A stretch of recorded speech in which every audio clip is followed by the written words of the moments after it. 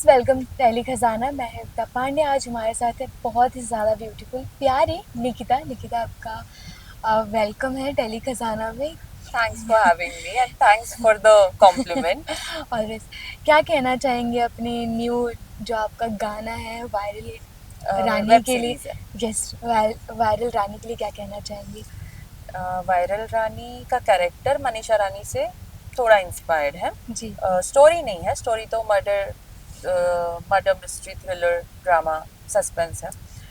तो काफ़ी अच्छा रिस्पॉन्स आ रहा है फैंस से, सो आई एम वेरी हैप्पी। और कैसे क्रिएटिव आइडिया आ गया कि कुछ कैरेक्टर, एक इन्फ्लुएंसर के ऊपर एक कैरेक्टर बना जाए और उसको आपको ही क्रिएट करना पड़े, प्ले करना पड़े? कैसे उनको आइडिया और आपने कैसे हाँ बोला इस कैरेक्टर के लिए?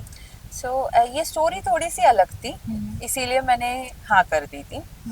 एंड फर्स्ट टाइम मैं किसी और इंसान का किरदार प्ले करी थी, बिकॉज बीइंग एन एक्टर हम बहुत किरदार प्ले करते हैं। कभी Right. डॉक्टर का, कभी कभी मर्डरर का। मैं तो एंटागोनिस्ट मर्डरर तो बहुत बार बन चुकी हूँ। तो इस बार किसी ऑलरेडी एग्जिस्टिंग इंसान का कैरेक्टर प्ले करना था, तो वो एक काफ़ी अच्छा होमवर्क था मेरे लिए। काफ़ी अच्छा नया सीखने मिला, स्टडी करने मिला। ओके, तो कितना मज़ा आया कैरेक्टर प्ले करने के लिए? एकदम बबली डबली हाँ, शी टाइप इज की। Very funny, she is yes. Very Babli. मैंने उसके बिग बॉस के एपिसोड्स देखे, मैंने उसका पूरा इंस्टाग्राम स्टडी किया था। तो अच्छा, मजा आया। मनीषा ने कोई कॉम्प्लीमेंट दिया, कुछ आपने उनसे कुछ बात करके एडवाइस ली थी इस कैरेक्टर को प्ले नहीं, करने? मेरा कोई पर्सनल इंटरेक्शन नहीं था, बट आई होप ये इंटरव्यू के बाद जरूर उसके कॉम्प्लीमेंट्स आएंगे और कमेंट्स भी आएंगे। उन्हें ये सारी चीज़ें पता है कि उनके ऊपर ये कैरेक्टर बना है? I don't know, no idea. Okay, आपको कितना मज़ा आया? कहाँ कहाँ आपने शूट किया? क्या कुछ आपने इंजॉय किया शूट के दौरान? इंडोर आउटडोर शूट किया। मैंने इतने सारे प्रोजेक्ट्स किए अभी तक, इतने राइट, सारे बहुत सारे। Web series. एक साल में मैंने 16 प्रोजेक्ट्स किए थे। और हर किसी के साथ मेरा एक्सपीरियंस, वर्क एक्सपीरियंस बहुत अच्छा था। बट इस सेट पर आई वॉज, मतलब मैं इतना खुल के नहीं बोलूँगी, किसी का नाम नहीं लूँगी, but this set was not that professional. Mismanagements थे एंड आर्टिस्ट को आर्टिस्ट की तरह ट्रीट नहीं किया जा रहा था, और इंसानियत से भी ट्रीट नहीं किया जा रहा था। सो बट ठीक है, ऑडियंस को जो दिखता है पर्दे पर दिखता है, पीछे क्या होता है सिर्फ हमें पता होता है। राइट। ऐसे सिचुएशन में भी कैसे, मतलब इतना गट्स आता है काम करने का, इंस्पिरेशन काम मिल जाता है कि चलो कर लेते हैं? राइट, क्योंकि बहुत कुछ प्रॉब्लम्स हम भी कभी कभी देखते हैं राइट, कि ऑफ कैमरा काफ़ी कुछ चीज़ें होती है जो हम भी इतना नोटिस नहीं करते, कहते राइट। चलो ठीक है। तो आप लोग कैसे, आप में कितनी गट्स हो जाती है कि इतना सब कुछ देखने के बावजूद फिर से मोटिवेट हो जाते हैं कि नेक्स्ट प्रोजेक्ट फिर से करना है? राइट। सो लाइफ में ये ग्राफ जो ऊपर नीचे होता है वो हर किसी में होता है, नॉट ओनली इंडस्ट्री, हर काम में होता है। राइट। और एक खराब एक्सपीरियंस से आगे की सारी चीज़ें खराब नहीं होनी चाहिए। Don't let your past destroy your beautiful future, right. Shahrukh Khan ji ने कहा है। तो एक एक्सपीरियंस था, ठीक है, मैंने उससे बहुत कुछ सीखने मिला। अब मैंने डिसाइड किया कि मैं अपनी बाउंड्रीज रखूंगी, कि इतना भी किसी से अच्छा मत रहो ना कि आपका फायदा लिया राइट। जाए। राइट। तो सीखने मिला, अच्छे बुरे एक्सपीरियंस से सभी से तो हम सीखते हैं। तो एक लर्निंग लेसन था दिस एक्सपीरियंस वाज। ओके, आपने 1 ईयर में 16 प्रोजेक्ट कर लिए। कैसे आपने अक्षय कुमार का रिकॉर्ड तोड़ दिया कि एक साल में 16 हो तो 4-5 करते हैं? तो मुझे काम से काम मिलता गया, और मैं हमेशा कहती हूँ मेरी ऑडियंस, जो मेरे लवर्स है, मेरे हेटर्स है, मेरे फैंस है, सब में इतना दम है ना, क्योंकि हेटर्स भी बहुत काम कर जाते हैं, पता है, हेटर्स से हमें रेवेन्यू जनरेट होता है। जी जी। तो इन लोग इतने स्ट्रांग होते हैं, ऑडियंस में जो दम होता है, क्योंकि वही आपकी पिक्चर को हिट बनाते हैं, वही आपकी पिक्चर को फ्लॉप कराते हैं। राइट। राइट।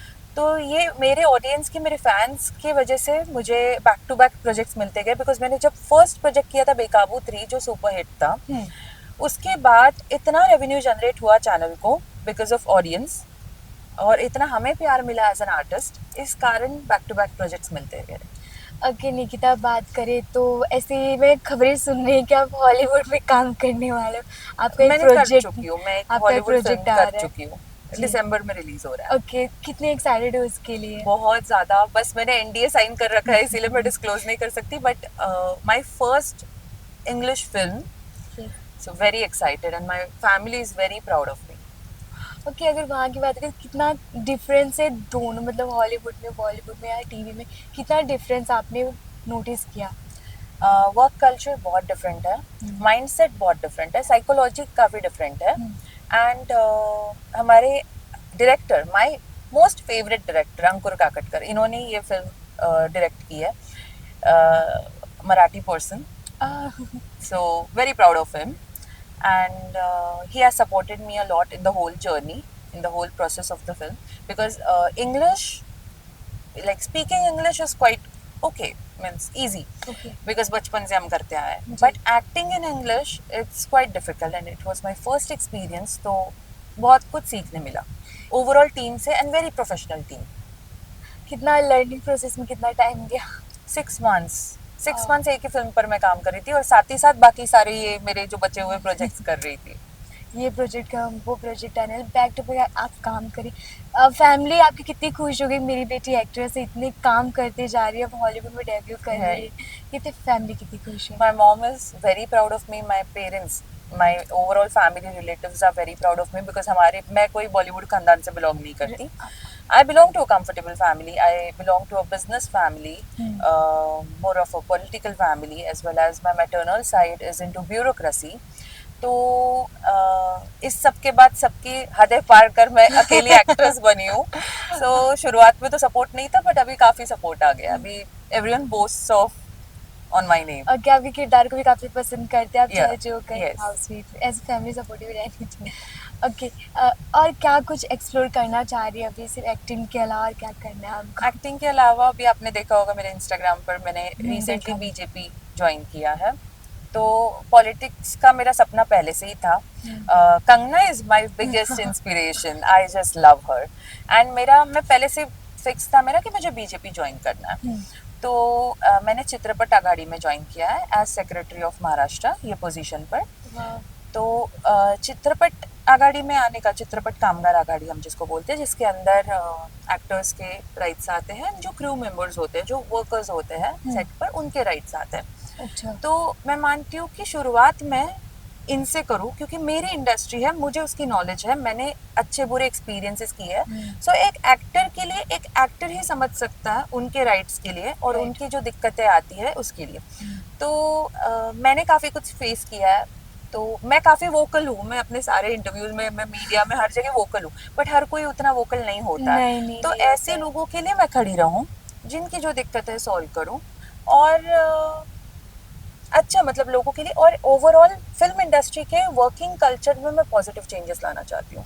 कि जहाँ पर जैसे तो मैंने कुछ प्रोजेक्ट्स कर लिए, बहुत अच्छा वर्किंग कल्चर था, काफ़ी साइकोलॉजी अच्छी थी लोगों की, बट हर जगह वो नहीं होती. तो वो उसमें मैं पॉजिटिव चेंजेस लाऊं, कभी प्यार से तो कभी साम दाम दंड भेद, लेकिन काफ़ी कुछ आर्टिस्ट के लिए करना चाहती हूँ मैं. ओके, उसको कैसे मैनेज करें, उसको भी एक्टिंग को, क्योंकि दो काम को एक साथ मैनेज करना बहुत बड़ी बात होती है. सिंगल होने का यही तो फायदा है. टाइम मैनेजमेंट सीख गई हूँ मैं, एनजीओ चलाना, एज एन आर्टिस्ट काम करना, and then this political thing. And मैं मानती हूँ कि अगर आपको जिंदगी में सच में बड़े सपने हैं, बहुत बड़े सपने हैं, तो आपको आपका टाइम सैक्रिफाइस करना पड़ता है. ओके, कंगना आप बोल रहे हैं आपकी फेवरेट, कभी आपकी कंगना से मुलाकात हुई? जल्दी मिलूंगी, जल्दी मिलूंगी. सब महाराष्ट्र से शुरुआत की है, दिल्ली भी हम जल्दी पहुंचेंगे.